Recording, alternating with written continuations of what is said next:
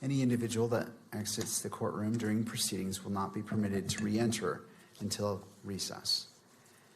After recess, all counsel are expected to take reasonable measures to safeguard confidential communication.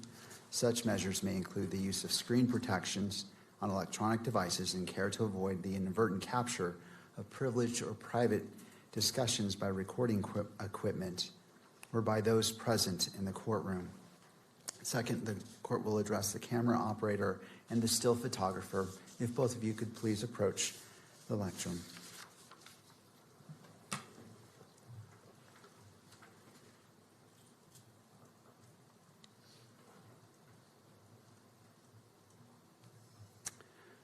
The court's purpose in this dialogue is to ensure clarity regarding the expectations governing today's proceedings.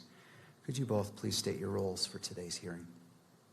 My role is to capture pool photography, still photos. My role is for video in accordance with the court decorum order.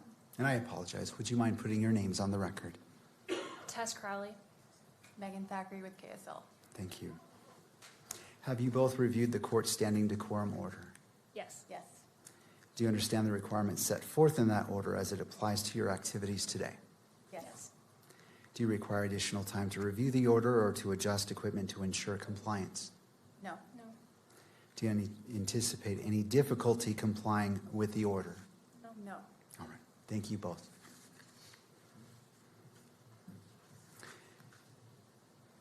Before we begin this morning, the court wishes to acknowledge the importance of the safety, dignity, and well-being of all those who are present or who may be present during these proceedings, including the parties, counsel, witnesses, court staff, and members of the public.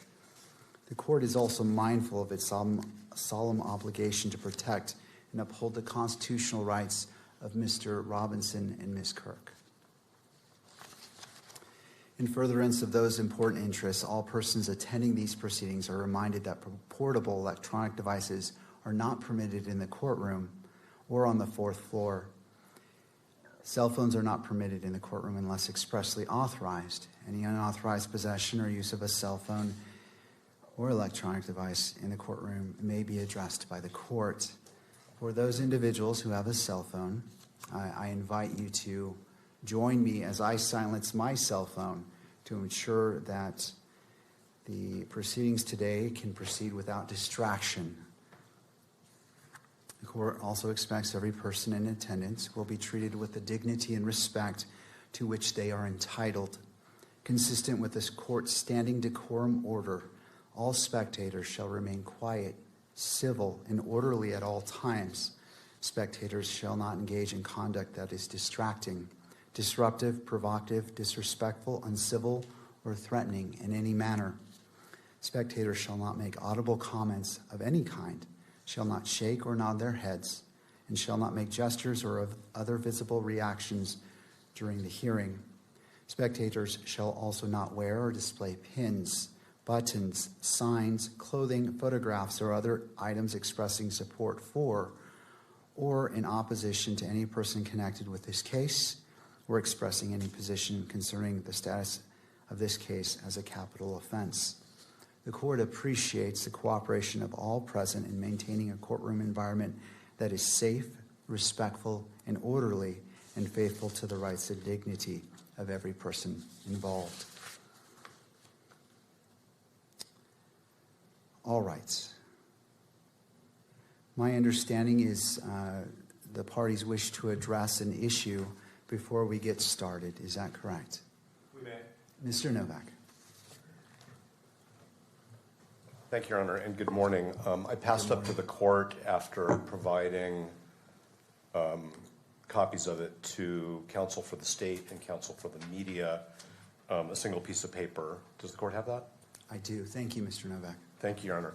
So every morning this court has a colloquy with the camera operators about their ability to comply with this court's orders. And they acknowledge that they understand the order and that they can comply with it. And the court asks them if they have any problem with it, and they state to the court that they do not have a problem with it. We also spent many, many, many hours of court time addressing which exhibits will and will not be published through the electronic media. And this exhibit, the court ordered would not be published through the electronic media, and it was.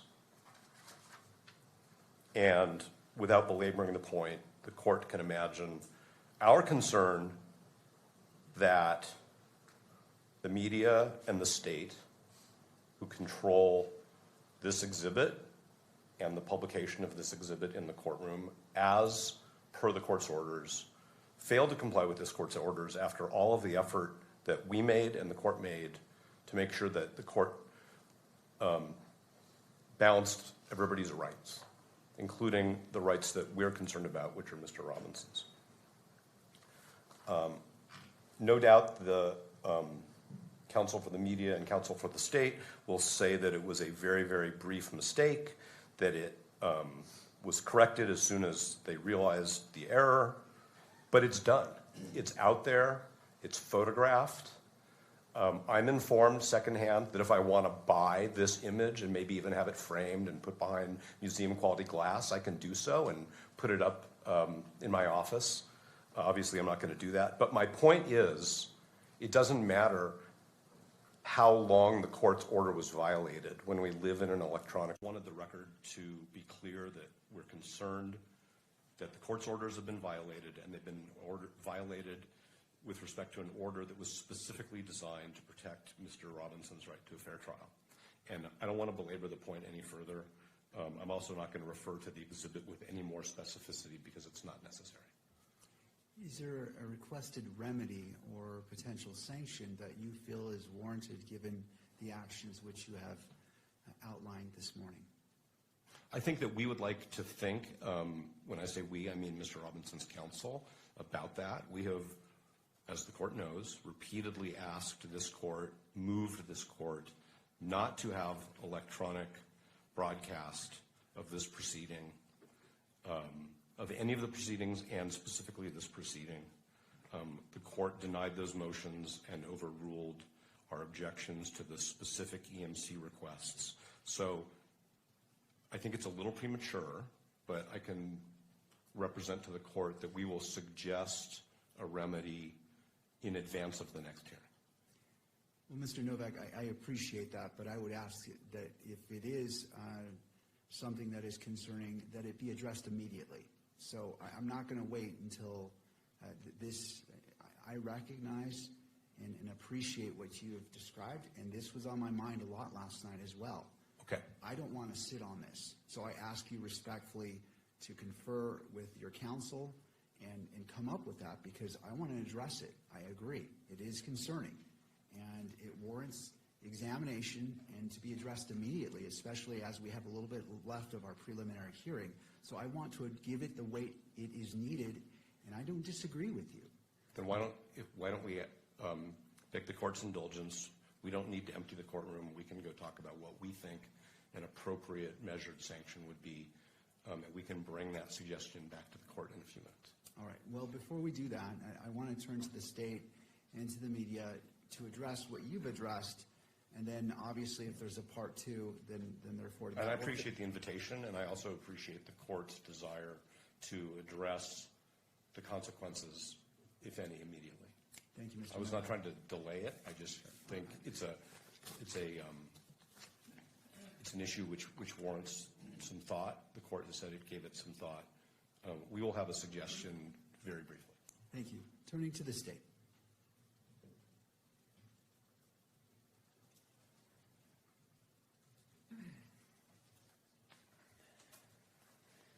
Thank you, Your Honor.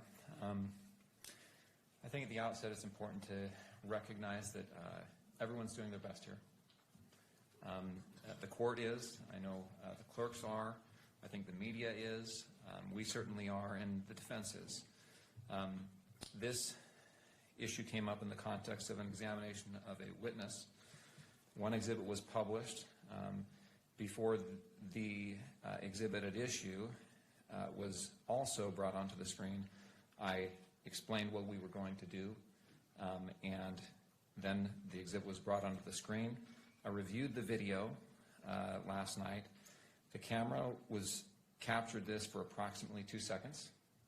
The camera operator, I think, acting in diligence and appropriateness, immediately panned as soon as she realized that there was a new exhibit on the screen. The court took it down, and as soon as they realized that an exhibit was on the screen, I immediately instructed my paralegal to take it down, and it was. Defense, I think everyone involved here made quick and appropriate efforts as soon as they realized a mistake had been made to remedy and mitigate that issue. As I explained what I was what we were going to do, defense counsel did not object as that happened. And the reason I bring that up is because of the requirement for timely objections. Moreover, I do want to say this exhibit was read into the record. It was allowed to be read into the record earlier. It is also in an earlier pleading, which is the information. This portion of that exhibit, I understand, is in the information. And it is largely cumulative of Exhibit 16 and 16.1, which were previously admitted into evidence and published to the media. Finally, we are going to be dealing with a lot of publicity when it comes to media coverage, and I think that's really where the remedy is going to be addressed. I understand there may be a remedy that can be fashioned today to prevent this kind of thing going forward or going on in the future in this hearing, but I think ultimately that's where this will be addressed. Any other questions from me, Your Honor? Well, not at this time. I will afford you the opportunity, obviously, to respond when defense comes back. I want to weigh this and taking in consideration, and I find your representations to be accurate as to what occurred. I believe that I noticed it and asked for it to be taken down because I have a live stream on my screen for that very purpose. And the sequence, I believe I made note, and if I'm wrong, please correct me. It's been a long 4 past days, but that's the only addition that I find to the representation. And certainly, Mr. Novak, feel free to correct it if you believe the sequence was any different. I just want to make sure a clear record is being made of what happened in order for whatever happens next to be appropriate and proportional to the actions that occurred. No, and that's consistent with my memory, and I also reviewed the video, the live stream as well in preparation for this issue today. So that's exactly what I think happened. From my perspective, examining the witness, I did not have a view of what was being published to the public and the media, and so I think the court immediately, as soon as it recognized that, brought that to everyone's attention. Thank you, Mr. McBride. To the media.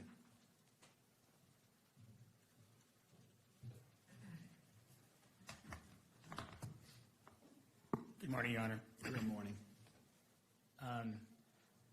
Appreciate the opportunity to be here to speak on behalf of the media. I think our understanding of what happened is consistent with what both the defense and the state have said here. So I don't want to belabor that point. But here's how I understand them. There's 2 exhibits at issue. Those exhibits were used yesterday in part because the juxtaposition of those 2 exhibits might have provided some sort of benefit to the court. The first of those exhibits was asked to be published through all 3 of the court's phases. The court said it will be admitted into evidence, be shown in the courtroom, will not be shown on the cameras. That happened about 3 hours into the hearing. That all went smoothly and well. That operated exactly as it is intended to. That requires the participation of everyone, the court, the defense, the state, media, camera operator, all to do that well. Later in the day, when in the video I reviewed, this was about 5 hours into the runtime yesterday. The second exhibit that was going to be compared side by side was introduced. That also went through that 3-step process. In that case, the court said that that could be admitted into evidence, shown to the court, and then also shown on the cameras. So it was put on the courtroom cameras. At that point, there was what I think is a useful practice by the camera operator to wait a beat, because sometimes mistakes do happen, right? In that case, though, that was authorized. So the camera then panned to the screen, which is set up specifically for the camera operator to be able to capture that. Examination on that exhibit began. Then, because the examination seemed to call for that juxtaposition, without much warning for anyone involved, the previous exhibit that was intended to be juxtaposed was placed on the screen. From, I think, a observer's view who didn't know where the testimony was going without warning. The camera operator, I think quite astutely, within seconds, recognized this is a different exhibit. And recalling the court's prior order, recognized I should pan off, and did within seconds. I think at the time that was happening, the court also caught that and said, let's not do that. Now, and that was the end of it. I think the 2 seconds is about right. I don't want to minimize that. I understand the point that Mr. Novak is making. We are operating in some ways on high wire, and we are trying to place as many nets as we can, and all the parties are working together to try to do that. But in the age in which we live, one of the challenges is that sometimes when something like that is placed on a live stream, someone can screenshot it, and like Mr. Novak said, if they want to put that for sale on the internet, then they can. That's why working together to ensure that even small mistakes like that don't happen is critical. And the media has the media coalition that are given the opportunity and the benefit of being able to be here to run cameras and to take photographs have complete buy-in on that point. There are, of course, people out there watching a live stream that are not part of our coalition that we can't control, and that's why it's so important that we get these pieces right. I do want, without going too far into the evidence, to note not only that several lines of this exhibit are available publicly in the information, but that the full text, every word of that exhibit is contained in a search warrant, in this case, that was initially filed on September 17th. This is in the 4th District, but in a different court. Was held for 6 months, as search warrants often are, but then on March 17th, March 16th, March 17th, was released in full. On page 7 of that search warrant is the full text of this exhibit. I don't want to suggest that anybody gets the right to say, well, I think it's public. The court has said don't show it in the screen, but since I think it is, we'll just come back later on and tell the court it's not a big deal because it's already public. That's not how it works. If we say we think it's in the public, the court says, I understand that, but I'm going to make an order. That order should be adhered to. But I do, for purposes of prejudice, for potential remedy, for the court's concern and the court's sleepless nights, I do want the court to know that as well. And members of our coalition have pointed out to me as we've talked about this, while we take this very seriously, it is true in this case that the full text of that, not the image of the exhibit itself, but the full text is already in the public sphere, has been reported on, and is out there. I only want to reinforce, to close, the recognition that the media, our coalition, I, as an attorney for that coalition, have an obligation to make sure that mistakes don't get made. And in this case, even though I believe that the camera operator didn't act in violation of the court's decorum order, didn't do something that was forbidden by that, but there was an order that said, don't publish this exhibit. And because it flashed on the screen when the camera operator was filming that screen, that did happen. The media is fully bought in. I, as one of the attorneys and the other attorneys for the media coalition, are fully bought in on a goal to make sure that this kind of thing doesn't happen. Of course, I understand Mr. Novak and the defense's need to make a record and make an objection, and I also recognize and appreciate and understand the court's role in trying to make sure it imposes whatever sort of direction, caution, sanction, response that it believes is needed to make sure that its orders are recognized and adhered to. And I want the court to know that we will understand that and will comply with whatever it is that the court orders. Thank you. Anything further before we break? Mr. Novak? We don't need a break. Okay. Well, The court wants a break. I want to review this. I'm sure there is a stream out there. I want to look at it again in order to appreciate the full effect and exposure. I remember it, but given the nature of this and trying to weigh the constitutional rights of all parties, I want to be thorough and look at it exactly so as we move forward, as I evaluate what's being requested by the parties, that I am at the level of knowledge and because what it is, it was on screen. I want to look at it, how long, what exactly was on screen, and in order to be at the point of saying, okay, I fully understand. I mean, I was here, I saw it, I noticed it on the screen, but again, I want to take that extra 2 minutes to review that.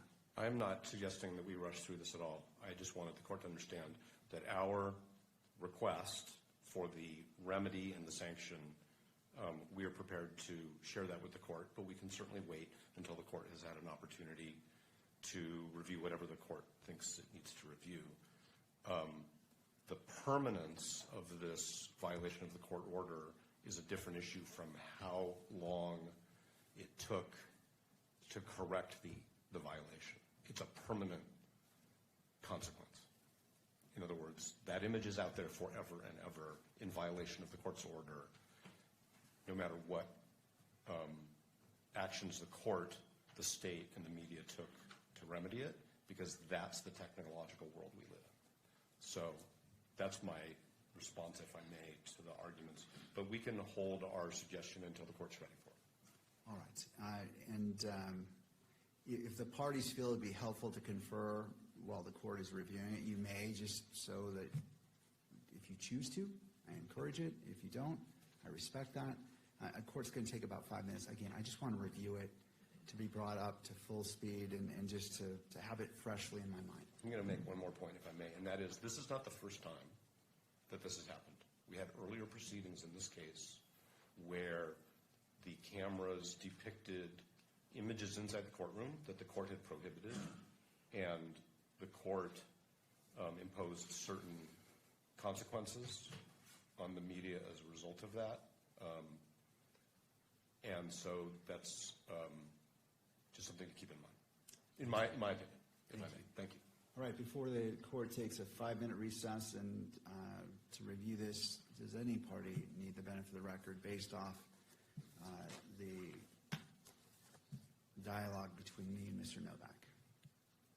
All right, not seeing any party respond. The court's in recess. We'll come back at 9:45. Court is in a brief recess.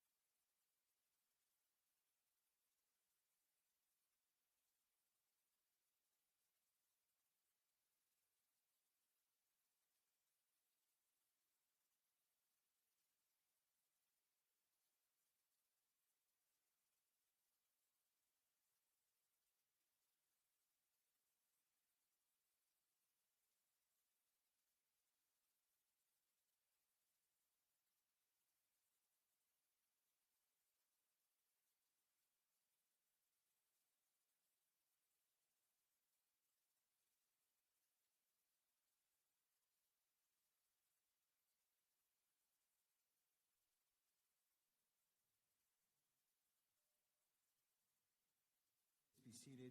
Court is back in session, noting the presence of counsel and all parties.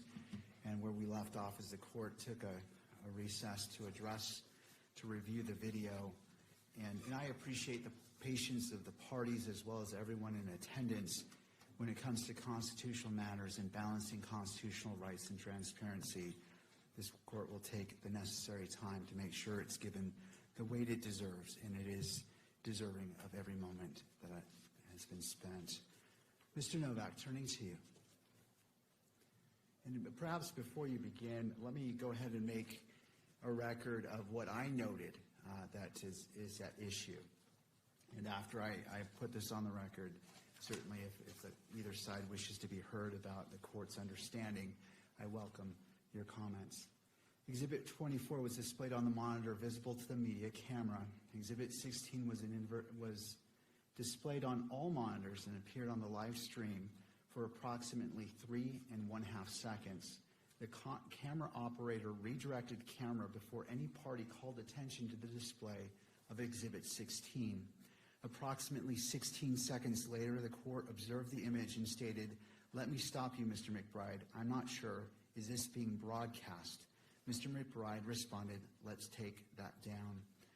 The full text of Exhibit 16 had previously been made public through a search warrant that was publicly available on or before April 2026. The portion displayed on the monitors did not contain the full note and consisted of approximately 78 words. Approximately 15 of those words were included in the information filed on September 16, 2026. In addition, the full note was read into the record during the preliminary hearing. The court previously ordered that Exhibit 16 be admitted into evidence and permitted its display within the courtroom, but prohibited its publication through the camera used for the live stream. And that concludes the findings of the court as it relates to this issue. Do the parties wish to be heard before we go into what you're requesting about the record on what occurred? Your Honor, your recitation is accurate. My earlier comments were based on my memory of reviewing this last night. In the recess, I reviewed the feed again, and what you have said today is accurate. Thank you. Mr. Novak, any? No, Your Honor, I don't take issue with the court's factual summary. All right. Turning to you, Mr. Novak. Thank you, Your Honor. We're going to renew our request to exclude all electronic media coverage from all future proceedings. That was our motion docketed at number 305, and that included video cameras, still photography, and audio. This is the second time that the court's orders concerning the scope of electronic media coverage have been violated. I'm a baseball fan, and I just don't think the court needs to wait for the third strike. 2 strikes is enough. If I may, the alternative remedy, which we think is not wholly adequate, which is why we think it's an alternative and a less desirable alternative, is for this court to both reverse its prior order authorizing electronic media coverage of today's hearing, which we had previously filed an objection to after the court, I would say, preliminarily granted the request for today. That was sort of the chain of events. And that the court proactively preclude electronic media coverage at the last day of the preliminary hearing, which will be September 1st. Now, I understand that there has not yet been a request for electronic media coverage for September 1st, but there is no doubt that there will be, just as this court previously observed that it wasn't prepared to preclude electronic media coverage at the preliminary hearing because there had not been any requests. There were requests, and those that were timely were all granted. The court denied one request because it was not timely for one particular day. So I guess the way it would be is any request for electronic media coverage of September 1st will be denied because that's the appropriate sanction for what happened yesterday. The fact that the content of the exhibit was previously summarized by the state in certain documents which became public because the state didn't take any actions to seal them beyond the 6-month period. The fact that the contents of the exhibit were read in open court is not the issue. The issue is when the court issues an order, everybody must comply with it, and there are reasons for the order. And the reasons, as this court stated, are to protect Mr. Robinson's right to a fair trial. So no doubt that the court balanced those prior ways in which the content of this exhibit had already been disclosed when the court decided that there would not be electronic media coverage. That's the fact that we have all known of that exhibit. That's a fact that we've all been aware of as we've gone along. So to summarize, and then I will stop because I know we still have a witness here, and of course the court needs to hear from the state and counsel for the media, I suspect, is we would like the court to reconsider its order denying Motion 305 and grant it for the balance of all of the proceedings in this matter, or as an alternative, the court prohibit any further electronic media coverage of the preliminary hearing, which includes September 1st. Thank you, Mr. Novak. Thank you very much. Turning to the state and then to the media.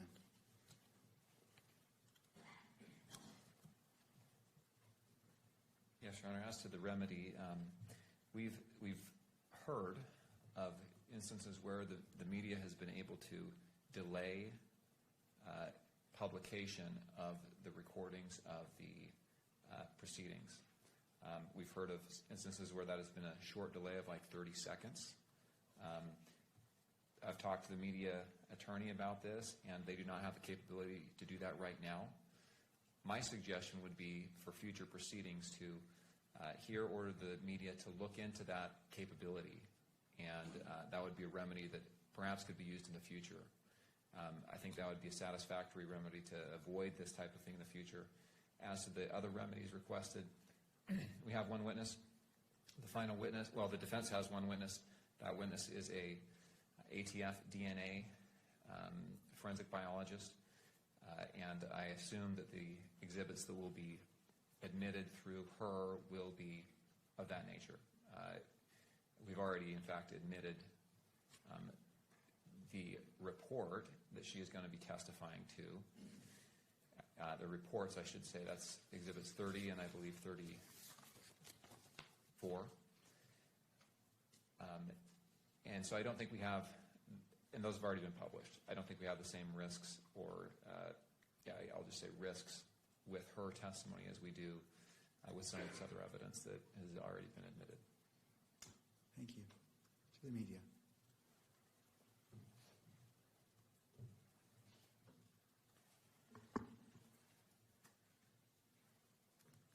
In a proceeding like this, the parties in the court and the media are working together to learn and to refine their processes.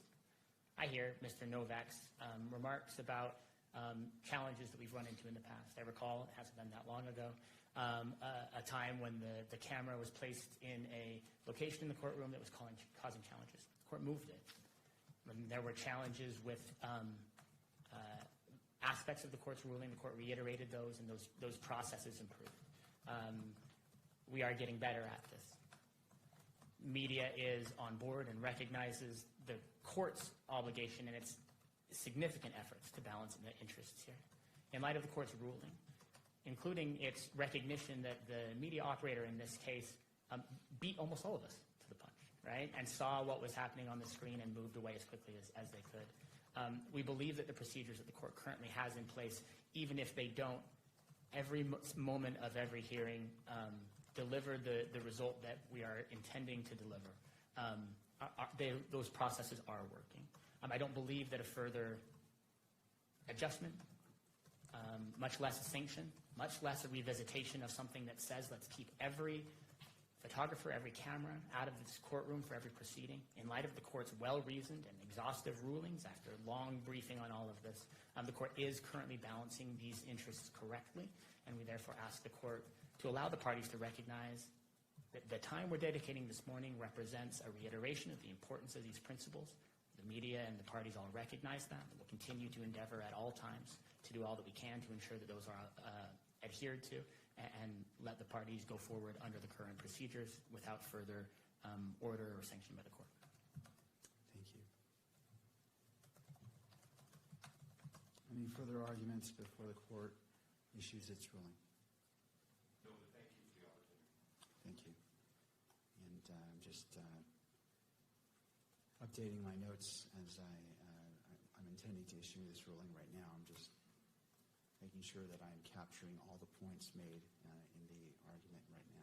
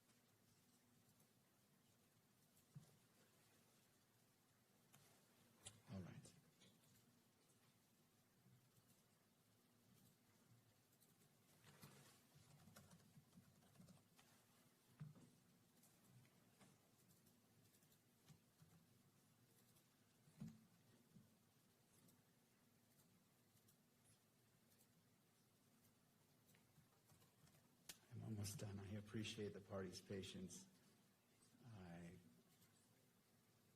This issue rises to the level that necessitates great care.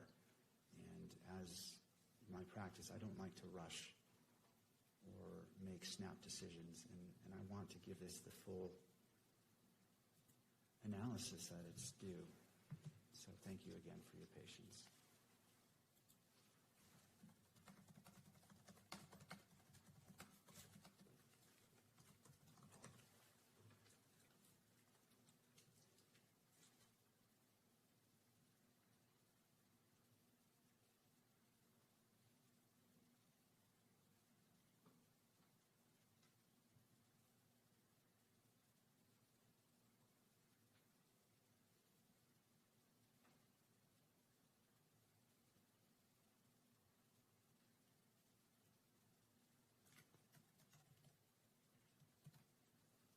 All right. The court will issue its ruling on the request by defense. The constitutional rights of Mr. Robinson and Ms. Kirk are paramount. Although transparency in judicial proceedings is a fundamental interest, it must be balanced against the constitutional rights of all parties. Having considered the arguments presented by counsel and having reviewed the events that occurred yesterday, the court finds that its order prohibiting the publication or broadcast of Exhibit 16 by the media camera was violated. The court agrees with the defense that this constituted a violation of the court's order. Compliance with court orders is essential in all proceedings and is of particular importance given the nature of these proceedings. With respect to defense's request as a sanction that the court reverse its ruling on defense motion 305, motion to exclude cameras, the request is respectfully denied. The analysis underlying the court's prior ruling remains unchanged, and the court adheres to its reasoning and conclusions.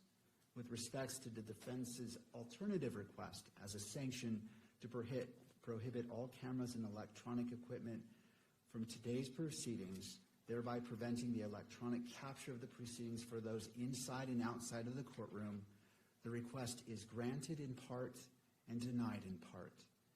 Effective immediately, members of the media shall no longer capture or broadcast any exhibits displayed by the parties during today's proceedings.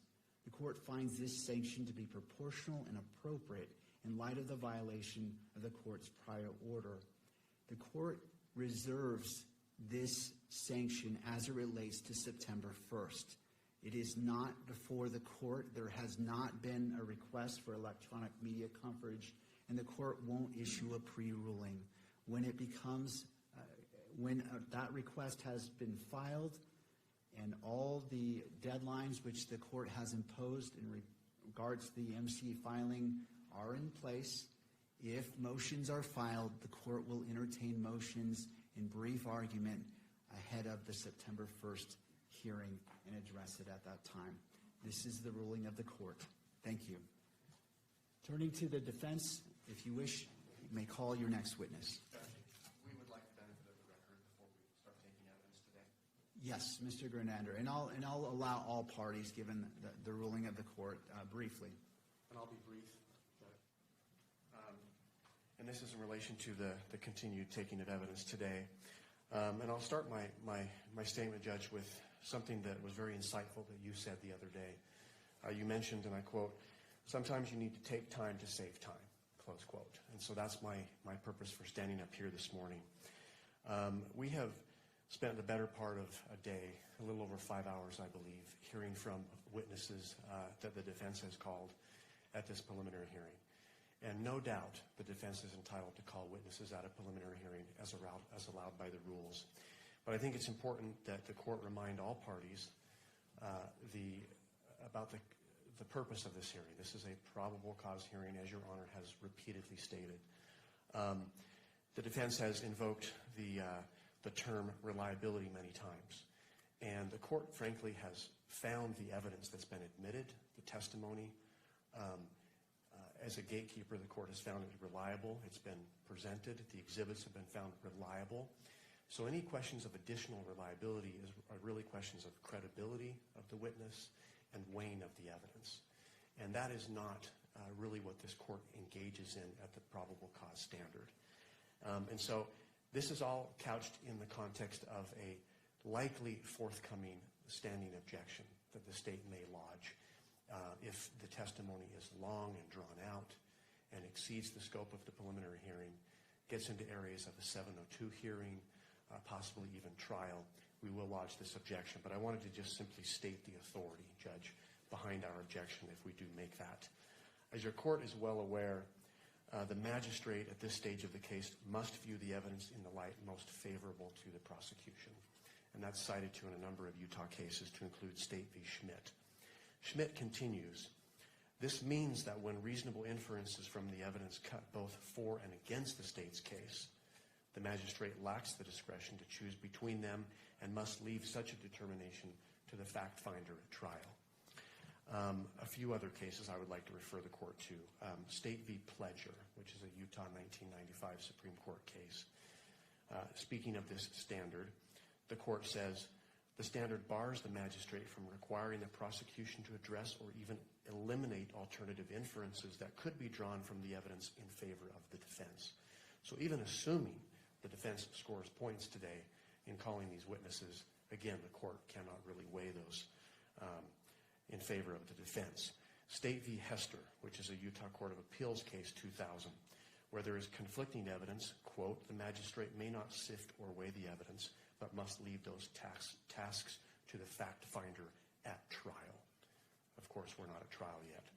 State v. Virgin, a Utah 2006 Supreme Court case, indicates that a magistrate may only disregard evidence at a preliminary hearing if it is, quote, so contradictory, inconsistent, or unbelievable that it is unreasonable to base belief of an element of the prosecution's claim on that evidence.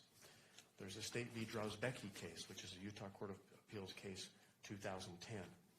Magistrates may only disregard or discredit evidence that is wholly lacking and incapable of creating a reasonable inference regarding a portion of the prosecution's claim, but must leave all the weighing of credible but conflicting evidence to the trier of fact. And finally, State v. Lopez, a Utah 2020 Supreme Court case.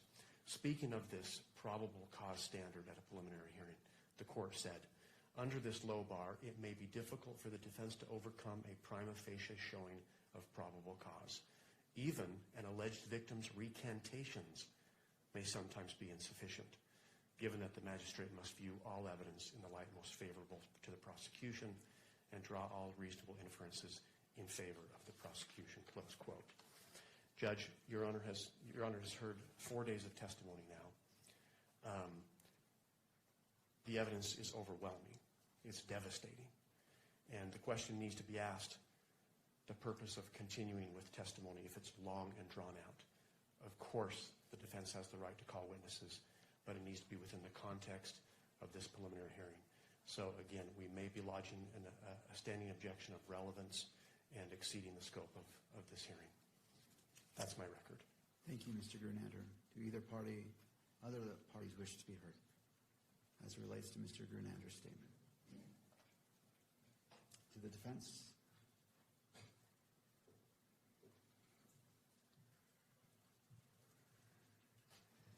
I'm not sure what was being requested by Mr. Grunlander. As I indicated to the court during the testimony of the last witness, we had discussion with the state prior to the start. We had a scheduled date for the court to rule on objections. And the purpose of that hearing was so that we wouldn't have to fly witnesses out from the East Coast if there was going to be a standing objection. Prior to that hearing taking place, the state contacted us after they had participated in interviews of Ms. Oliver and the other experts, and indicated to us, and we indicated to the court, that there was going to be no standing objection to the testimony of these witnesses.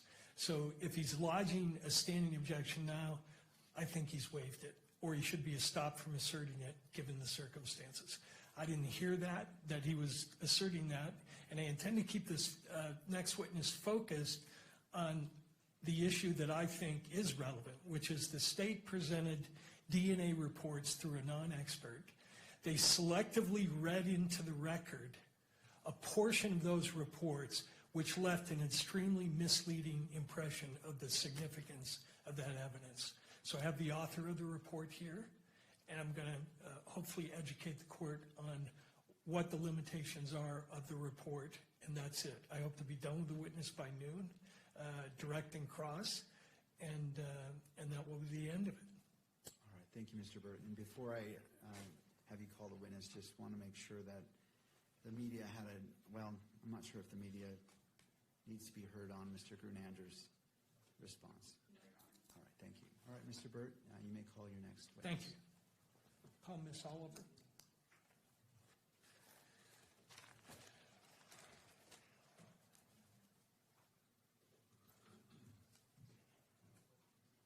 Ms. Oliver, if you'd like to come forward and be sworn in.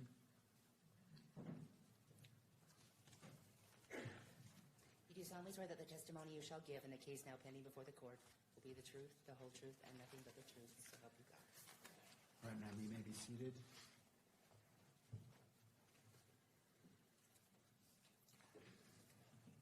And there's a water bottle to your left if you wish.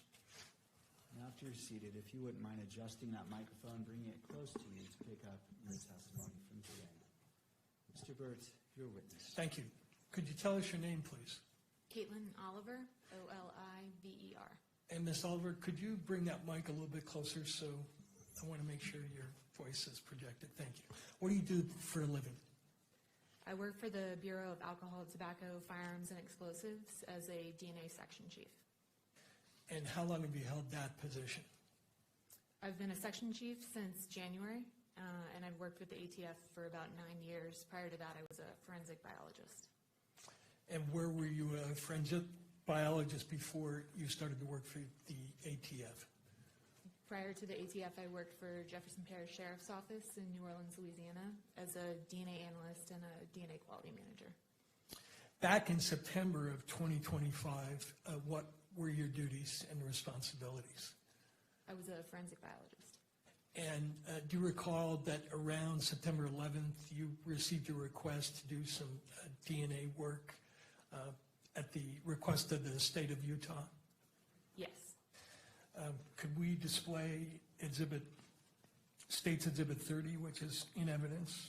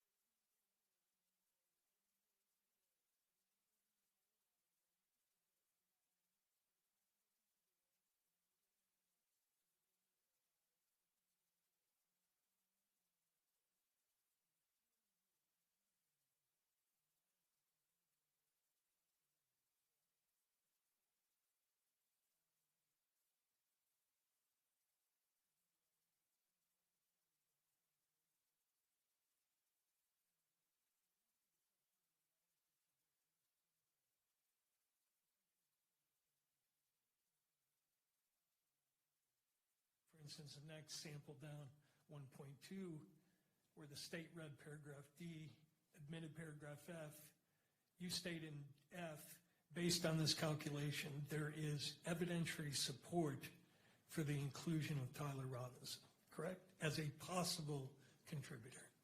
Correct. Mr. Burt, I just want to interrupt. Sure. I was made aware of a question about the media as it reflects this order. So the question was whether audio could be transmitted, and my ruling covered the video display of any exhibits. And so I just want to make sure that's the understanding of all the parties, that the audio of your portion discussing evidence is that you understand that that's going to be captured by the camera and displayed, but not any exhibits displayed. Is that your understanding? That is my understanding of the court's ruling, yes. And to the state? Yes. And to the media? Yes, Your Honor. There might be concern about the actual monitors at counsel table and podium.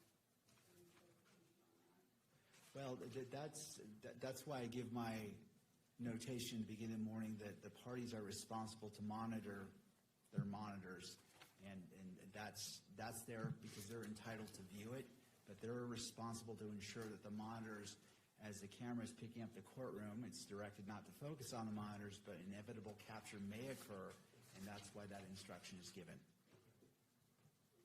Your Honor, Jeff Nye on behalf of the commission representing, we cannot see the court from where we're sitting, so I don't know if there's a way for us to view the monitors. I don't understand what you're saying. It's not being published on this It's not one. being published on the monitor to the court's right. Right. The order of the court based as a sanction is no exhibits will be displayed. In the courtroom entirety? As it stands right now, yes, that's correct. Well, Okay, please approach the lectern.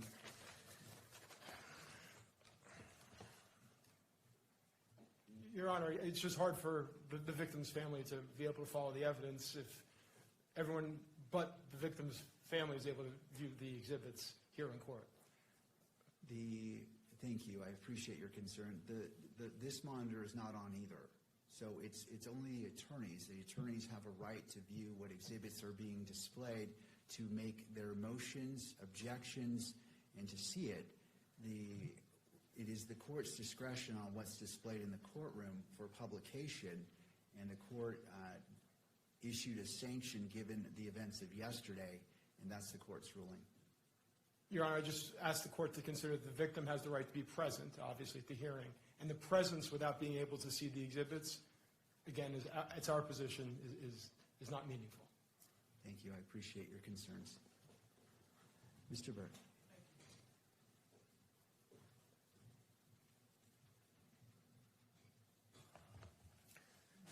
Could you redisplay Exhibit 30, please? And again, while he's doing that, that same conclusion where you include the language, go back to that page, please, 5. Use the term, there is evidentiary support and possible contributor. I want to focus your attention on the words evidentiary support. We've had a prior witness testify that, from the FBI, testified that they use a scale and they characterize the support along the lines of strong. Are you familiar with that type of a scale? Yes. Does your agency employ that scale? We can come to 5 conclusions at our agency, so there can either be exclusion, limited support for exclusion, uninformative, limited support for inclusion, and support for inclusion. And I take it from what you just said, you don't use these qualifiers strongly. The words strongly include things of that nature. Yes, we don't use a verbal scale at our laboratory. Is that a scientific phrase when you talk about instead of saying that there's support for an inclusion, you instead say there is strong support for the conclusion? So our laboratory doesn't use a verbal scale due to the fact that they add subjective words to the front of this word support. It is our stance that the likelihood ratio statistic the number stands on its own. So we report the likelihood ratio and either support for inclusion or support for exclusion. Thank you. Would you go to page 8 of the report and highlight the very top of the first 2 sentences? You included this language in your report, correct? Correct. And in fact, you included this language in all 3 of your reports, referring to the conclusions conform with the relevant Department of Justice policy on uniform language. That's correct. Right. And why do you include that language in all 3 of your reports? It's standard language for our reports. Our reports adhere to the DOJ Ultra statement. Okay. And could you go now to Exhibit Oliver 4 for the witness only? Not admitted yet. Are you familiar with this document, the Department of Justice Uniform Language for Testimony and Reports for Forensic Autosomal DNA Examination using probabilistic genotyping systems? Yes, I am. Right. And would you go to page 4 of that document, please? And the court has heard some prior testimony about this Department of Justice directive. What is ATF's, what is your understanding of what the qualifications and limitations are that are required by this policy of the Department of Justice? What are you not supposed to be saying in connection with the reports that you wrote in this case? There's a few things that the Ultra document states. First, it states if you use a verbal scale, which we do not, then you need to use the one dictated in the document. This is in an effort to unify the language coming out of DOJ laboratories. It also says that we cannot state that our evidence is infallible, nor can we state that there is a inconclusive result. Shall not state that it's infallible or have a 0 error rate, correct? Correct.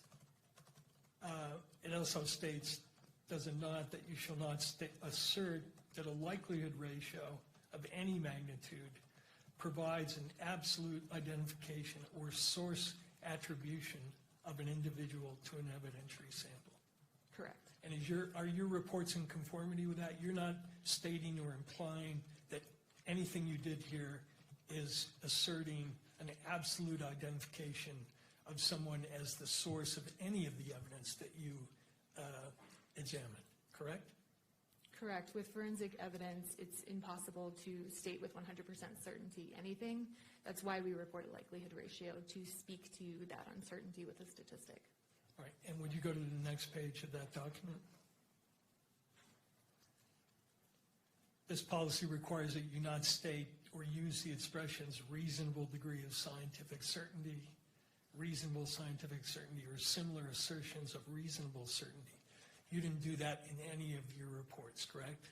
Correct. You're not asserting anything with respect to any reasonable degree of scientific certainty. Correct. Correct. Now, when you can take that down. When did you first receive the assignment in this case?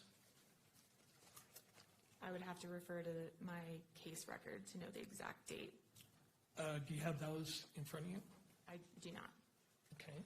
Let me pull up Oliver 3 for the witness only.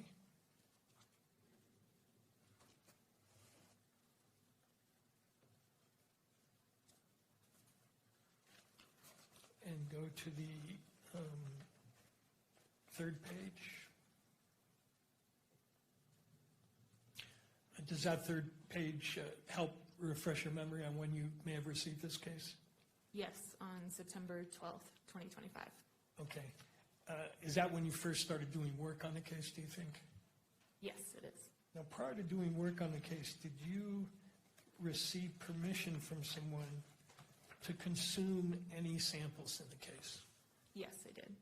And could you go to page 15 of those case notes, please? Again, for the witness only.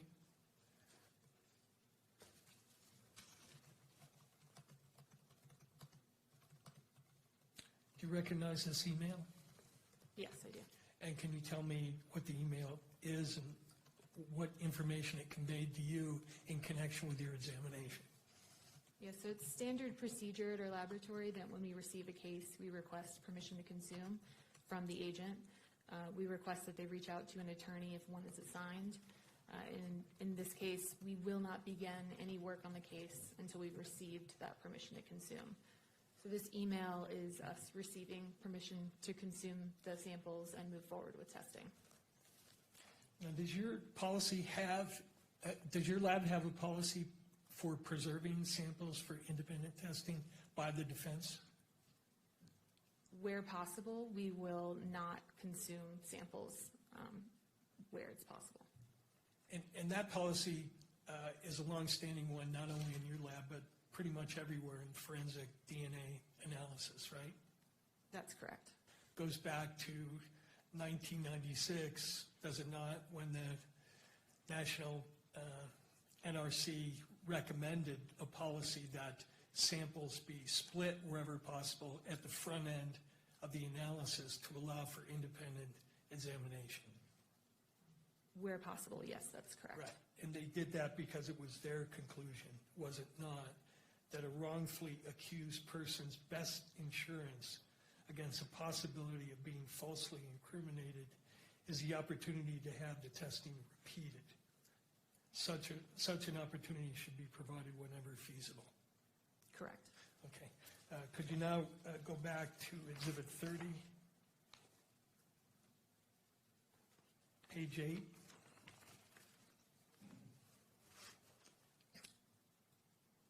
Were certain DNA samples consumed in your analysis? Yes, they were. And for the record, are those listed on page 8 of your report? Yes, they are. Which samples were entirely consumed in your analysis? That would be exhibits 1.4, 1.6,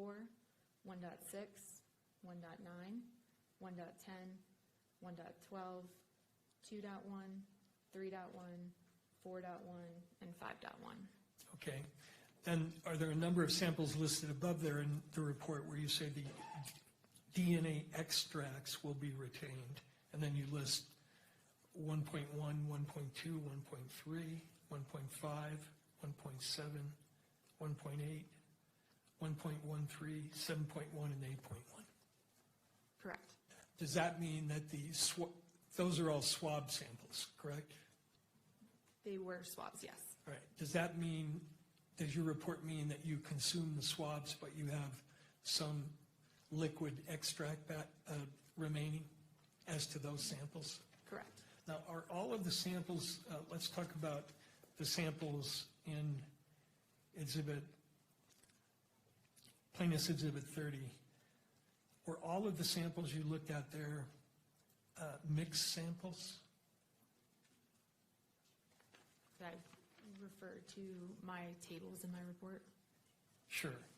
Go to page 2, please.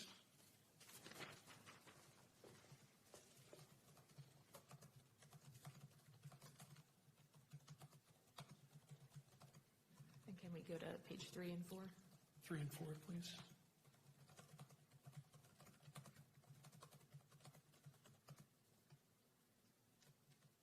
With the exception of the known samples from the known individual, that was a single source sample, but otherwise the evidence samples were all mixtures. And in many cases, they were mixtures of sometimes 4 and 5 people, correct? Correct. Now, when you look at mixtures, such as the ones in this case, you use terms like major and minor contributor, right? Correct. Is that language meant to convey that anything with respect to activity of anybody who might be assigned to that DNA weight? In other words, are you saying the person you label as a major contributor was engaged in any sort of activity? Is there any connection between the use of that language and activity? None of the testing that I performed could speak to activity or what activity led to the deposition of the DNA. So nothing in your report, if somebody reads that and says, oh, this one says this person is a major contributor, you're not commenting on anything about the person's activity, correct? Correct. And is it true also that there are also several other limitations concerning the language of your report that it's important for courts and people who are reading the report to understand?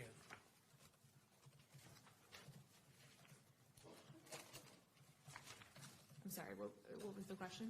Are there other limitations, in addition to the one we just reviewed, that it's important to understand about the language you use in your report?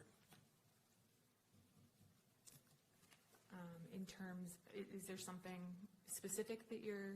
Yeah, there is. Could you go to Baker Exhibit 30, page 1, for the witness only?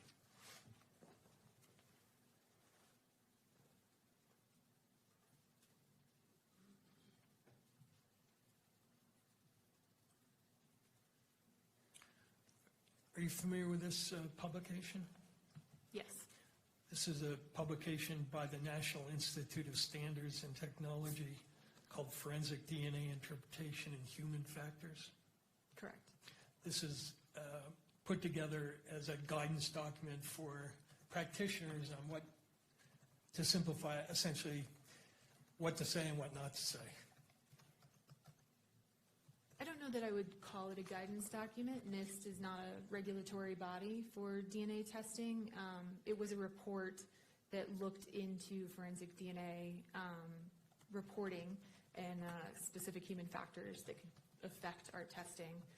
So they may have had recommendations, but as far as them being a regulatory body that's issuing guidelines, I wouldn't state that. Okay, that's fine. Could you go to 136, please?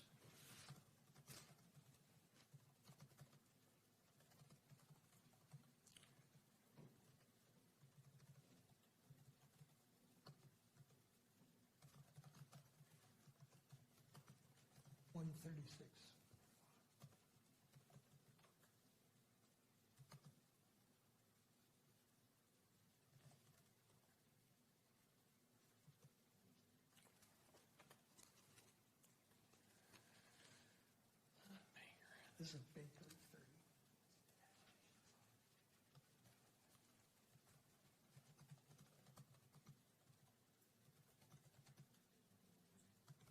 Keep going.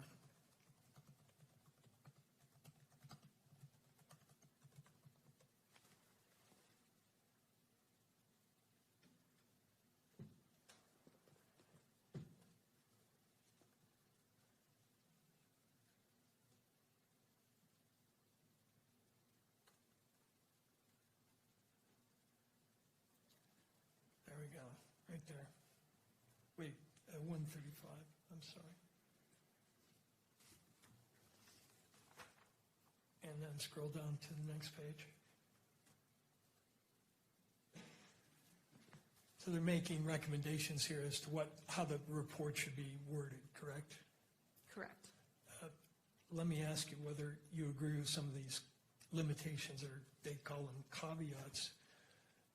They talk about how you describe the number of contributors, and they say the true number of contributors of DNA to an item can never be known. Do you agree with that? Yes. Okay.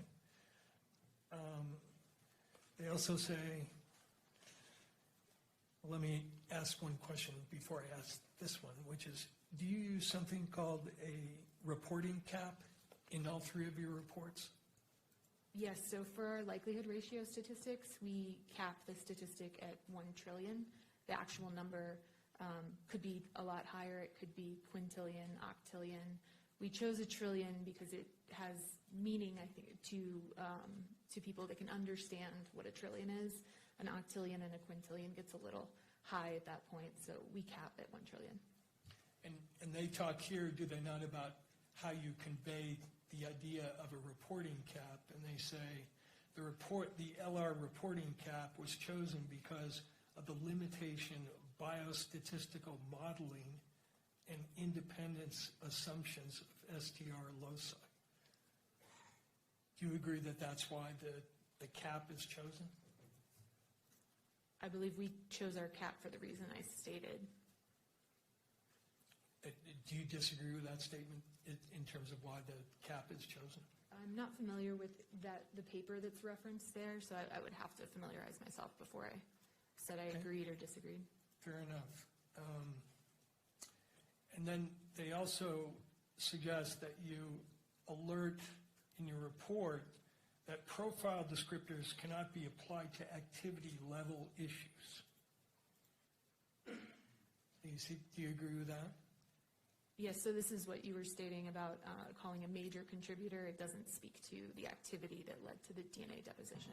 Right. DNA profiles may be described as major, minor. However, these descriptors should not be interpreted in the context of a decision regarding the nature or the mechanisms, actions, or timing that led to the deposition of the DNA. You agree with that? Correct, yes. All right. And then the other sort of limitation, convey that the DNA results cannot be interpreted as the analyst providing an opinion regarding who the source of the DNA is. Yes, so this is, once again, we don't make source attribution statements. We will say there's support for inclusion, and then we back up that with a statistic. So from a scientific standpoint, you couldn't read the paragraph that sets out the likelihood ratio in your report, whatever the number, and then blast a headline in the media, Mr. Robinson's DNA is found on this item. That's a source attribution, is it not? Correct, yes. And that would not be scientifically defensible, would it? Correct. Okay. Another limitation they talk about on likelihood ratios, on the next page, please, 137. Likelihood ratios cannot speak to the likelihood of a proposition, only to the probability of the results given a pair of propositions. Do you agree with that? Yes. Explain that, because that's a little above my pay grade in terms of understanding. So a likelihood ratio statistic compares the probability of the DNA profile of the evidence given two competing hypotheses or two competing scenarios. Typically, the first is that the person of interest is included, and then the exclusionary hypothesis would be that the person of interest is excluded, so there's a random, unknown, unrelated individual contributing. And when they're elaborating on that point, they say a likelihood ratio indicates if and to what extent the DNA analysis results support one proposition over another. It is not possible on this basis alone to determine which is the most probable proposition. Do you agree with that? Yes. Okay. And then the next limitation they suggest you convey is that convey the DNA statistics cannot imply uniqueness within a population. Do you agree that that's a legitimate limitation?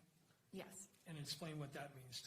Does that go back to the issue of source? You can't assign a source to a DNA sample?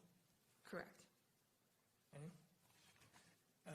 It says you should delineate the meaning of a verbal qualifier, but you didn't use one in this case, right? Correct. Okay.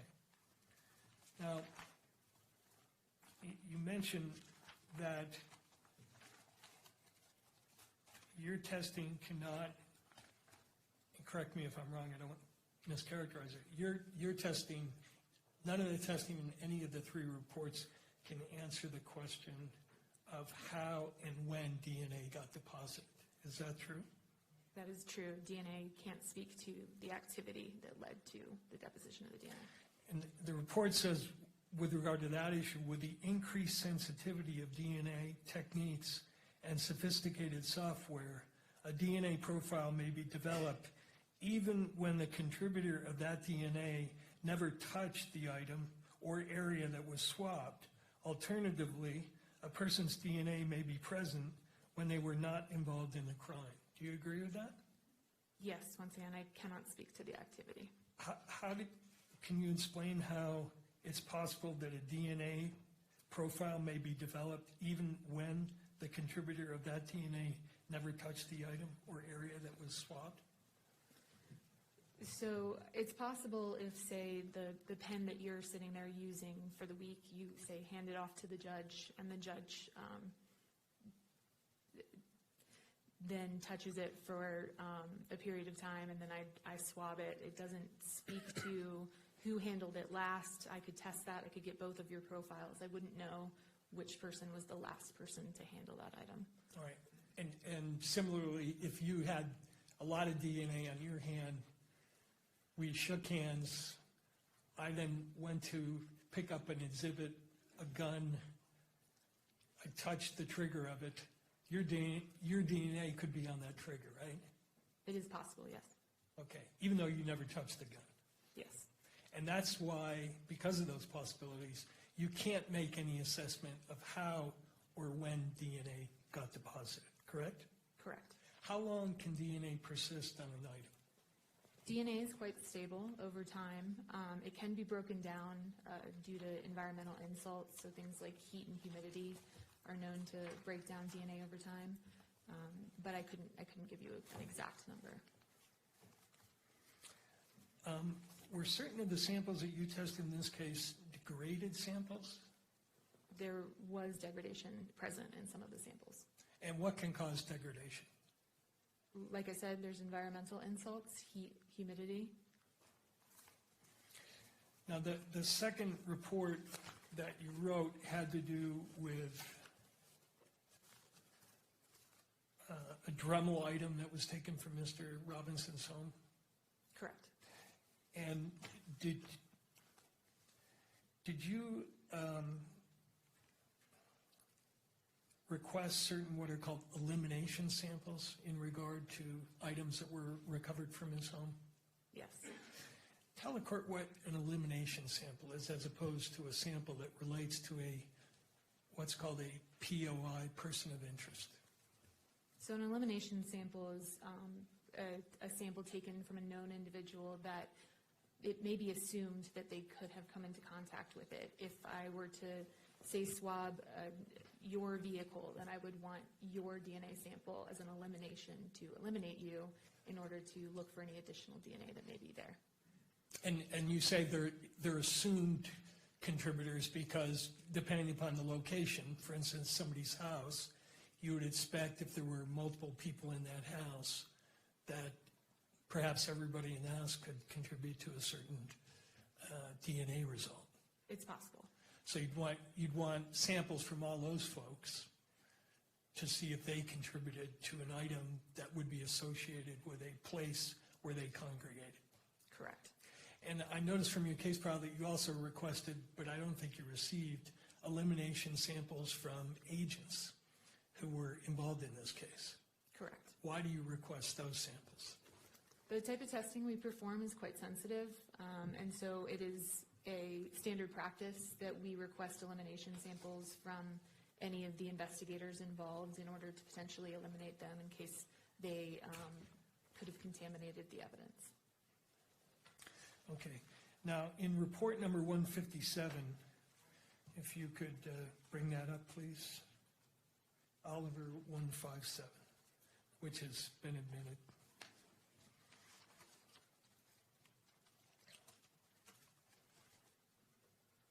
The elimination samples that you requested in connection with items seized from Mr. Robinson's apartment were from Amber Robinson,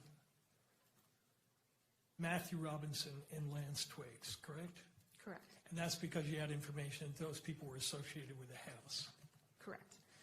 And when you tested or compared, first of all, you determined their DNA types, right? Correct. Then you compared their types to what you found on the evidence. Correct. And for a certain number of those samples, you found the presence of DNA of your elimination samples, not because they were suspects, but because they were associated with the premises, right? There was support for inclusion of some of these individuals, yes. Okay. And if you could scroll down to page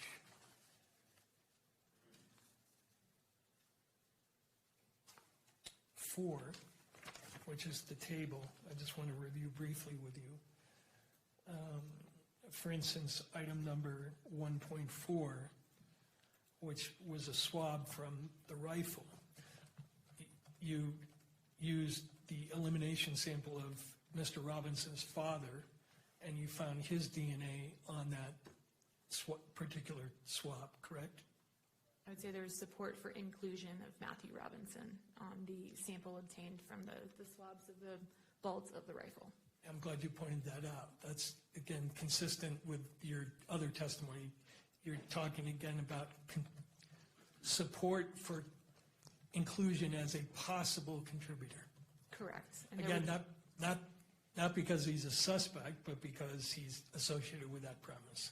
Correct, and there would have been a likelihood ratio statistic calculated and to go along with that. Okay. Could you go to the next page?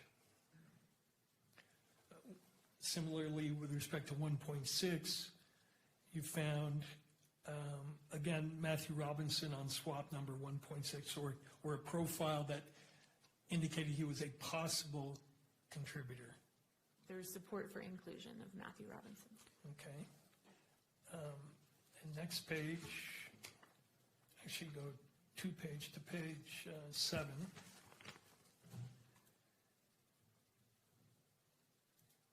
You found support for inclusion of Lance Twiggs on swabs of buttons of a Dremel tool, correct? Correct. And going back to what we were talking about before, if a person named Lance Twiggs lived in that residence, came into contact with trial.Robinson, and then touched a button on a Dremel tool, you'd expect Mr. Robinson and Mr. Twiggs's DNA to be on there, right? Or you could. It's reasonable to assume that anyone living in the household could have contributed to DNA on an object found in that household.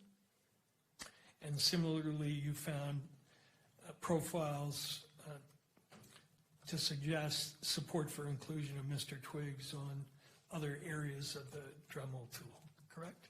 Correct. Okay. Now, the last area I want to ask you about is, you're familiar with something called NGS? Yes.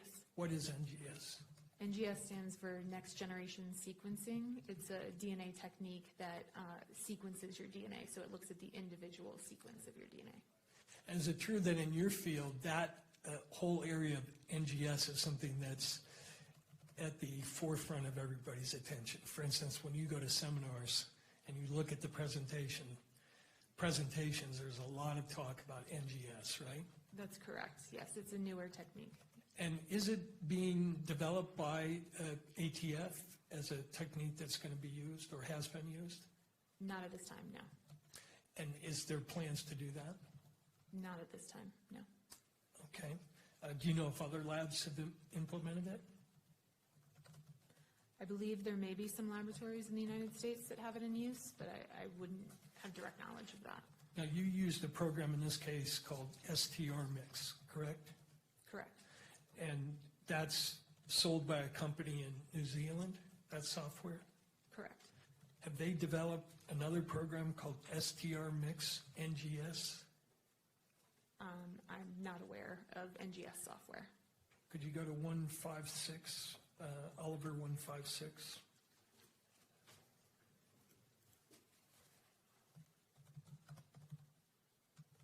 Let me know when you're there.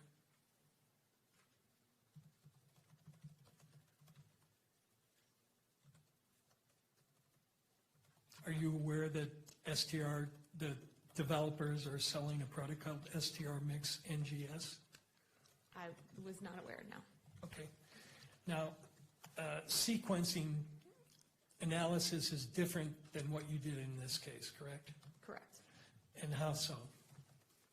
As I said, sequencing is looking at the individual sequence, the individual bases that make up your DNA, as opposed to the testing that I'm performing, which is looking at length variations. So STR testing, which is the testing I perform, looks at areas of the DNA that are known to be highly variable between individuals, and there are areas where the DNA sequence repeats itself over and over again. And depending on who you are as an individual, you may have a different number of repeats present at that location. So the testing we're performing is looking at those length variations. There's a distinction between, say, if you have 10 repeats versus 12 repeats.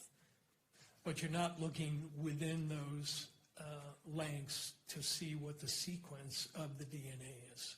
Correct. And that's what this new technology is designed to look at. Correct. And the reason it's designed to look at that is because it's been found that there are DNA areas that are different in sequence, even though they're the same length. Is that true? I think the reason for developing NGS software is to add another tool to a forensic biologist tool belt. Okay. Now, could you go to 154, please, for the witness only? You're familiar with this chart? Yes. Okay, this lists all the alleles that you found for all the testing in your 3 analysis, correct? No, it looks like, no, you were right, 154.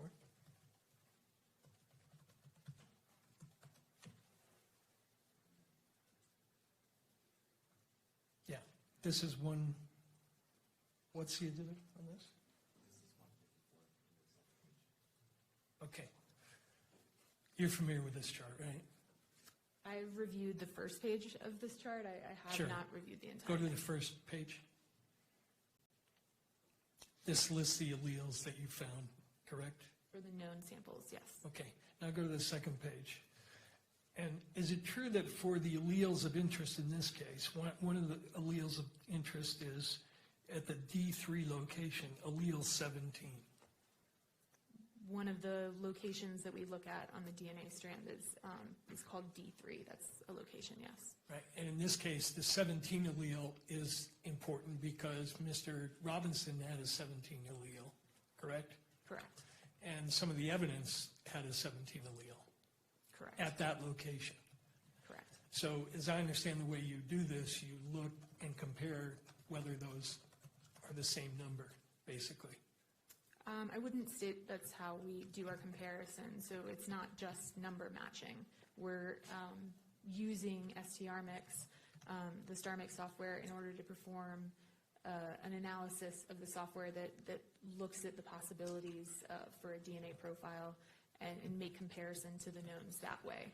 We aren't using a chart and just doing number matching. Yeah, and I wasn't suggesting you did, but you're looking at the alleles and measuring the peaks, and it's a fairly sophisticated process, correct? Correct. But the bottom line is you're comparing alleles one against another. Correct. So if a person is a 1717 and the evidence sample is a 1717, you're looking at that comparison. Correct. And again, measuring only length. Correct. But it's true, is it not, that researchers have found that that particular allele, the D317 allele, that there are actually 3 different 17s, 17A, 17B, 17C. Yeah, so there's something known as isoalleles. What that is you may have, in this case, a 17 allele, but the sequence within that 17 allele is different. So 2 people may have a 17, but they may have a different sequence within their 17 allele. And it's been found that there is a 17A, a 17B, and a 17C, correct? Objection. Relevance to the probable cause hearing. At this point, I think we've once again gone beyond probable cause, and based on Mr. Grunlander's argument, I would invoke his argument here in the case law that he referenced, and I object to this question. Let me withdraw the question, reframe it, and move beyond it. All right, so I'll sustain the objection. It will be reframed, and we'll go from there. It's true, is it not, that at least 1, 2, 3, 5 of the locations of interest in this case, researchers have found that the alleles that you were looking at, these isoalleles, have different sequences but the same length? Objection. Relevance. the witness has testified she does not do sequencing analysis here, and that's what the question is asking, is about sequencing analysis. Counsel? The point, though, is that her testing cannot distinguish between these isoalleles, and therefore it goes to the weight of the comparisons. But if she didn't do that, Yeah, that's the point, is that she didn't do it, and therefore she's not in a position to draw conclusions. Mr. McBride? That proffer is inaccurate, that she's not able to draw conclusions because she did not do NGS or sequencing analysis. She has testified that her lab and the analysis she did here is not sequencing analysis, it's something different. Whether or not she could do sequencing analysis is irrelevant to the analysis that she did do. If Mr. Burt wants to call an expert to say sequencing analysis is better or something like that, that's fine. But this expert does not do sequencing analysis. Therefore, the line of questioning that goes into sequencing analysis is irrelevant to her testimony. Let me see if I could lay a further foundation. All right, so I'm going to sustain the objection. Sure. And the question may be reasked if counsel chooses. When you do your analysis using length only, do you go by the rule that if any STR locus fails to match when comparing the genotypes between two or more samples, then the comparison of profiles between the question and reference sample is usually declared a non-match, regardless of how many other loci match? No, it's not quite that simple. What you're speaking of is an exclusion, is that correct? Yeah, right. So it's possible for DNA evidence we spoke about, it's possible that DNA evidence be degraded. In a case like that, there may be the potential that some of the profile has what we call dropped out. So it's not present. In that case, we wouldn't expect necessarily to have a inclusion or exclusion at that location because there's no information present there. So it's not quite as simple as is every allele in this chart present in the evidence. There's more to it than that. If you had a difference in sequence between a known and a question across many loci, would you exclude the person? It depends. Again, objection, Your Honor. We're going back into sequencing, which is not the analysis that was done in this case. Mr. Burt?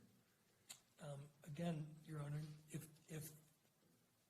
there could be an exclusion based on this and the testing was not done, I think that is relevant.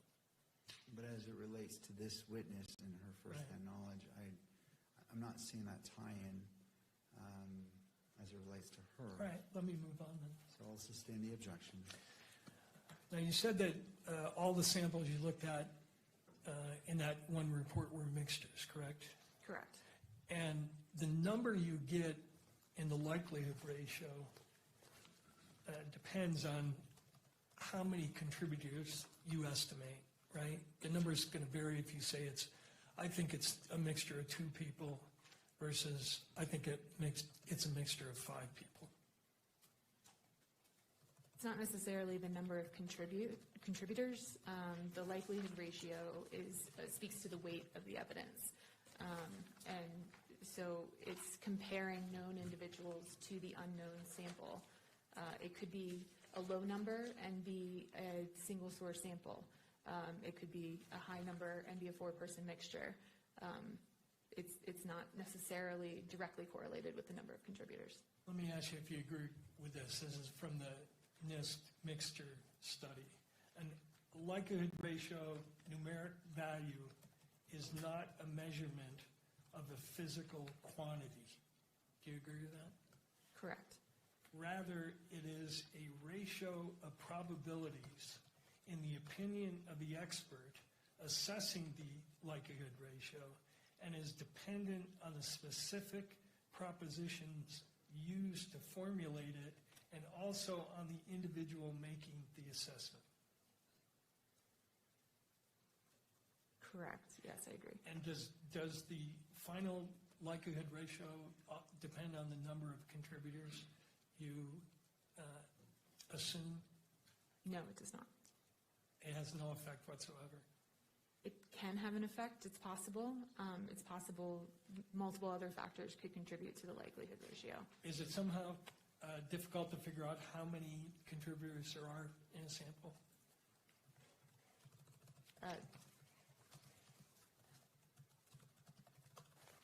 I guess I would say that I use my my training, education, and experience in order to determine the number of contributors present in a profile. Well, I noticed throughout your report you use the phrase, for instance, with regard to the 1.2 sample, the profile consistent with at least five contributors, at least one of which is male. And for 1.1 you say the profile is consistent with at least 4 contributors. I assume by the word at least you're signaling that it could be more. Correct.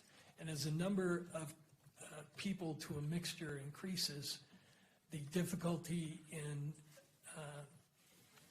sorting out that mixture increases as well, correct? Correct.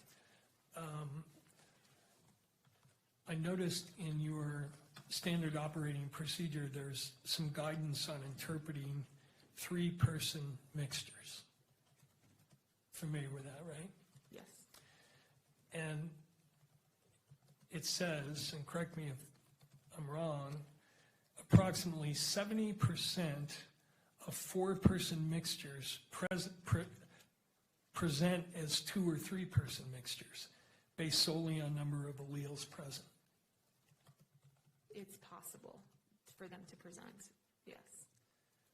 Well, it doesn't say it's possible. It says, for example, approximately, in all cases, assuming a mixture as a result of the combination of 3 people must be done with caution. For example, approximately 70% of 4-person mixtures present as 2 or 3-person mixtures, based solely on number of alleles present.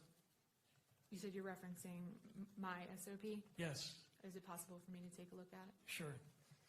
Your Honor, I'm going to object at this point.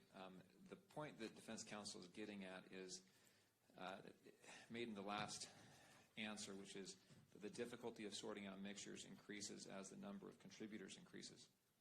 That's all understood, but that has nothing to do with probable cause determination. Even if it's difficult, the inferences and the evidence is weighed in favor of the state. The court cannot weigh the difficulty in determining this evidence. Is it fair for a trier of fact at a jury? Sure it is. But we're now getting into weight issues that are relevant for a jury but not for this court. Well, he's implying this is going to be an extended discussion. I have one question which he wants to look at her manual to make sure it's in there. So, and then I'm done. All right, I'll allow this question, so I'll overrule the objection. She may review the material and so could you bring up question can be rephrased. Oliver 148?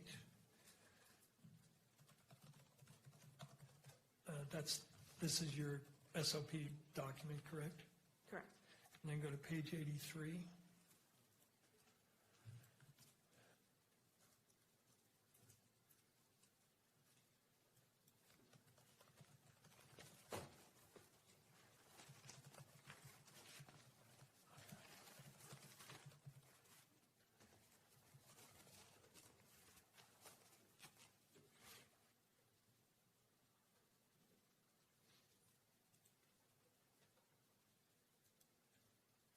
Did I read that correctly? Yes. And so it's true, is it not, that approximately 70% of 4-person mixtures present as 2 or 3-person mixtures? It's possible. Thank you. That's all I have. Thank you. We've been going for a bit, and depending on how much cross, I'm trying to decide if a break is warranted or if, Mr. McBride, you wish your cross is limited. Again, not trying to say which way you should go. I'm just trying to weigh whether we should take a break. I will probably be 20 minutes. All right, let's just keep going, and then at that point we can take a break. Thank you, Mr. McBride.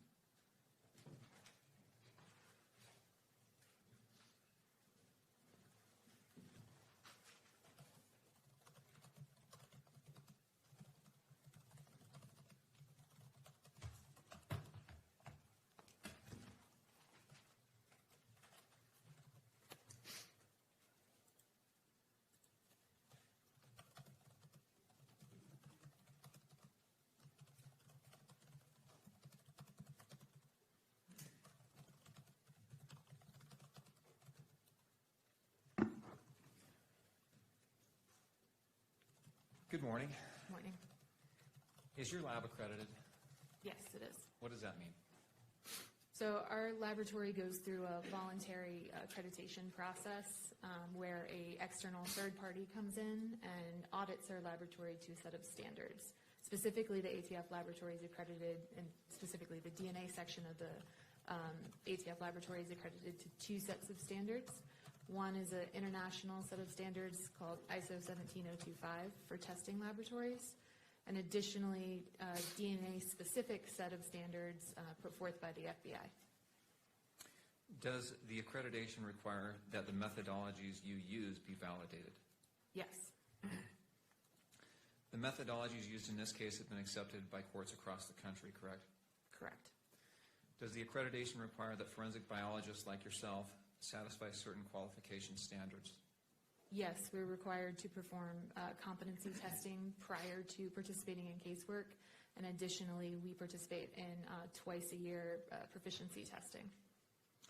And do you satisfy the competency and qualification standards required by accreditation? Yes. And at the time you did the testing in this case, did you satisfy those standards? Yes. Moving to your opinions, where on the firearm did you find evidentiary support for the inclusion of Tyler Robinson? There were several locations. I'd have to refer to my report. Okay, would you look at your report? And this is, it looks like report number, or exhibit number 30. If we can pull that up, just for the witness.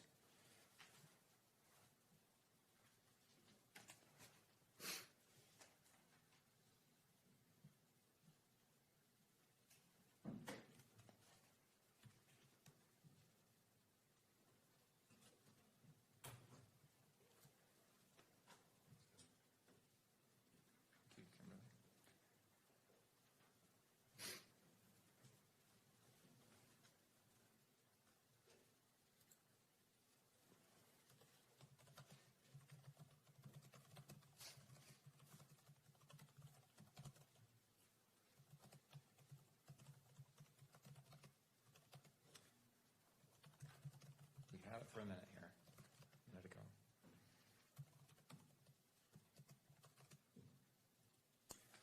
Okay, if we could go to page number 2, please. Will you just list off the areas of that firearm where there was support for evidentiary support for inclusion of Tyler Robinson? The swabs of the stock and grips of rifle, the swabs of the butt plate of rifle, swabs of the trigger and trigger guard of rifle with possible ridge detail / smudging, the swabs of the bolt of the rifle with possible ridge detail / smudging, and the swabs of the forend of the rifle. We go to page 3. Swabs of the barrel of the rifle with possible ridge detail / smudging, the swabs of possible ridge detail / smudging on the optical accessory. And page 4. The swabs of the protected underside of the receiver of the rifle after disassembly. The swabs of one 30-06 cartridge case. The swabs of one 30-06 cartridge. And the swabs of one 30-06 cartridge. I want to ask you about a couple of those conclusions.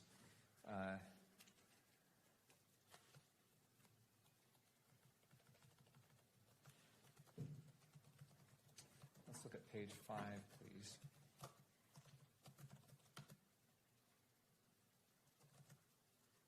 And calculation number 3, exhibit 1.3, do you know where that swab was taken from? I'd have to refer back to page 2. Can we refer back to page 2, please, Kimberly? Thank you. 1.3 is the swabs of the trigger and trigger guard of the rifle. All right, going back to page 5.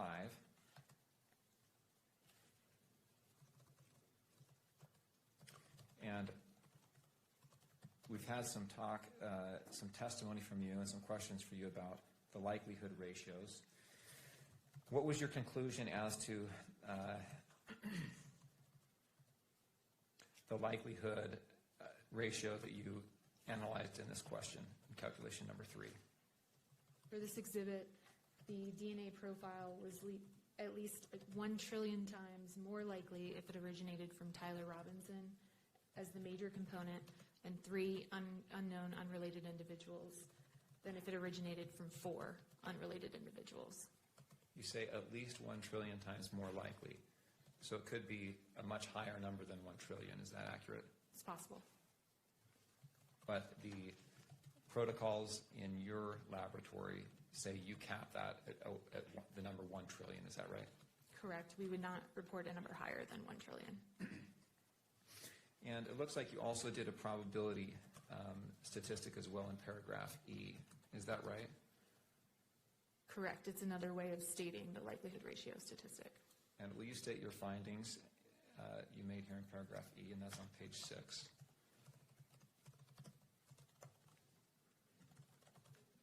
The probability of an unrelated individual in the population who has not contributed DNA to the sample yielding this level of support is less than 1 in a trillion.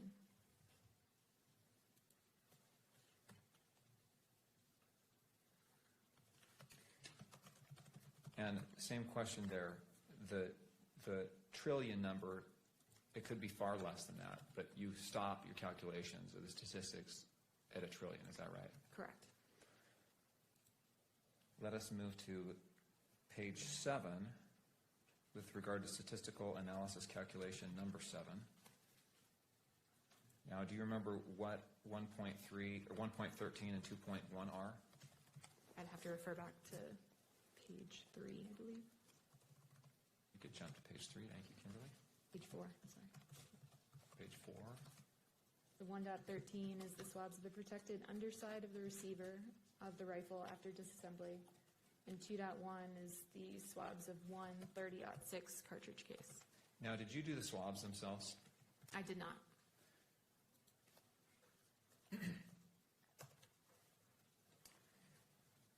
And 2.1 is a cartridge case, is that right? Correct. And what's the difference between a cartridge case and a cartridge? The cartridge is unfired, cartridge case has been fired. Right. Let's jump back to page 7. And what was your conclusion with regard to, well, first of all, why do you group these two together, exhibits 1.13 and 2.1 in your conclusions here? They were both mixtures of 2 individuals, and they both yielded a likelihood ratio of the same magnitude, so they can be grouped together. Okay. It's not that they were tested together? Correct. It's just that the results were of the same magnitude, so they were reported together. Is that right? Correct. All right. What was your conclusion as it relates to both of these as to the likelihood ratio? The DNA profiles are at least 1 trillion times more likely if they originated from Tyler Robinson as the major contributor and an unknown unrelated individual than if they originated from 2 unknown unrelated individuals. And did you make a conclusion here as well about a probability statistic? Yes, so the probability of an unrelated individual in the population who has not contributed DNA to these samples yielding this level of support, so meaning yielding this likelihood ratio, is less than 1 in a trillion.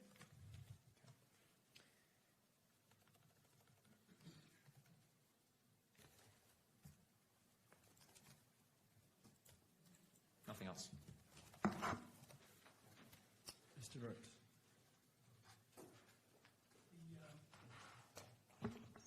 The 1.3 sample is described as swabs of trigger and trigger guard, right? Correct. You didn't do the swabs, but am I correct that you have no way of knowing which part was from the trigger and which part was from the trigger guard? Correct. So they were swabbed together, so I wouldn't be able to say where the DNA came from. And that's one of the samples that was degraded, correct? There were signs of degradation present in that sample, yes. And you said with regard to that sample that that was a sample consistent with at least 4 contributors, right? Correct. And did what you term the major profile have the largest amount of degradation in that sample? There was, yes. And you can't tell us anything about when the DNA was deposited on the trigger guard or the trigger, correct? Correct. You can't tell us anything about whether, when you say it's at least 4, it could be 5, 6, or 7 people with DNA on that trigger or trigger guard, correct? Correct, which is why we have the major contributor that is suitable for comparison, and the minor contributor is not suitable for comparison due to that complexity. And again, major, minor just has to do with the levels of DNA you were seeing. It has nothing to do with someone being engaged in activity that is major in relation to the minor contributor. Yeah, so the major contributor is the majority of the DNA contributed to that sample. Okay. And some of these samples, you have major contributors of more than one person, right? Correct. So for sample 1.1, swabs of stock, you have 2 major profiles, and there are at least 4 contributors on that sample, right? Can I refer to my report? Sure. It's Exhibit 30. Plaintiff's 30.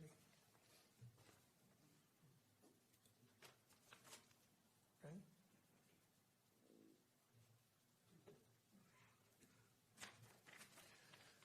You said Exhibit 1.1? Yes. Yes, it was a mixture of 4 individuals. There were 2 major contributors. Okay.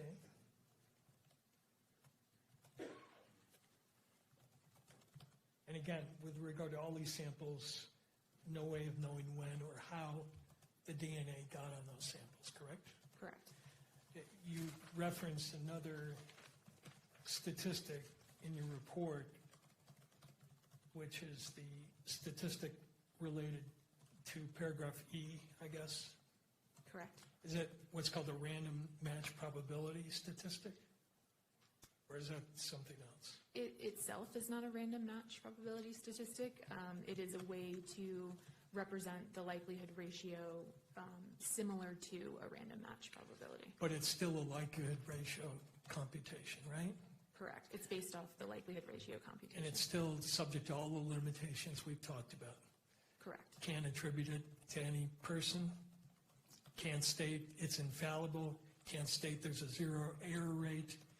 And you can't state that it is a source connected with any one person, correct?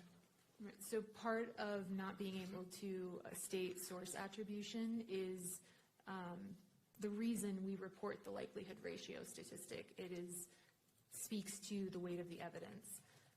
And so yes, we can't do a source attribution, and we report that statistic and address that uncertainty that way. And address the uncertainty along with the other limitations we talked about. Correct. Thank you. That's all I have. Thank you. Anything further for this witness?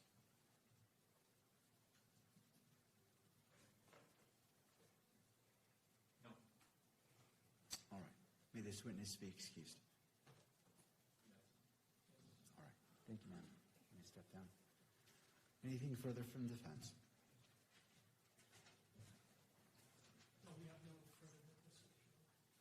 All right. Returning to prosecution, anything further?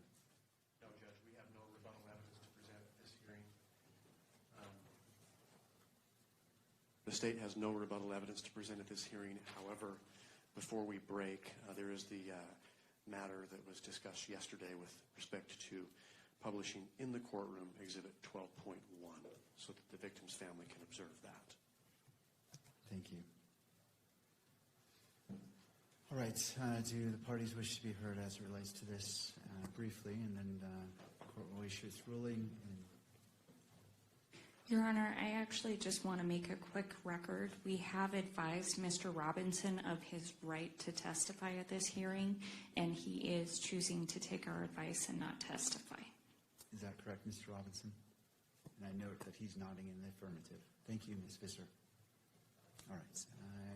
In regards to the outstanding issue about the publication of State's Exhibit 12.1 to the courtroom only, to persons here, any further input from any of the parties before the court issues its ruling? Jeff and I, on behalf of the victim, my understanding is you ruled yesterday that you were going to play it, that you did grant our request. So I don't know if we... Thank you.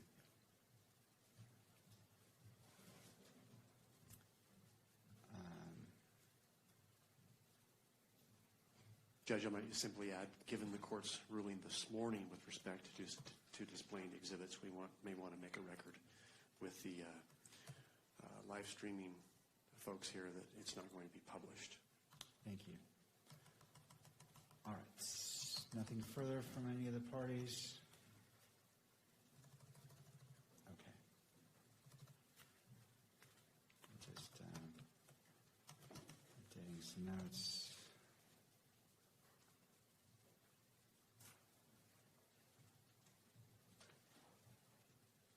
All right. The court wishes to readdress yesterday's ruling in light of this morning's sanction as it relates to Exhibit 16. The court separately addressed that incident and imposed a sanction on the record. Having considered all applicable public access, fair trial, privacy, and victims' rights interests, the court adheres to its prior ruling. The court finds that temporarily limiting live stream to audio only while Exhibit 12.1 is displayed is necessary to prevent the inadvertent publication of the exhibit from being transmitted to outside the courtroom, and no broader and is taking the least restrictive means to accomplish what is being requested. Accordingly, Exhibit 12.1 may be viewed by all persons physically present in the courtroom, including victim representative Ms. Kirk in her capacity as the victim representative. The same in-court viewing rules applies to all parties and courtroom attendees. And that is the ruling of the court. Let's go ahead and proceed to that, to the state. So could the camera operator let me know when we're switched to an audio only? We are? Okay. All right. And as it's switched to audio only, to the state, now my understanding there's no audio on this surveillance on 12.1. Is that correct? All right. All right. So let's go ahead and play that. And I'm going to rule that this also applies to the still photographer. It cannot be captured the screen in any way. I noted video recording, but I intend as well as no still capture of any of the monitors during the publication of 12.1. All right.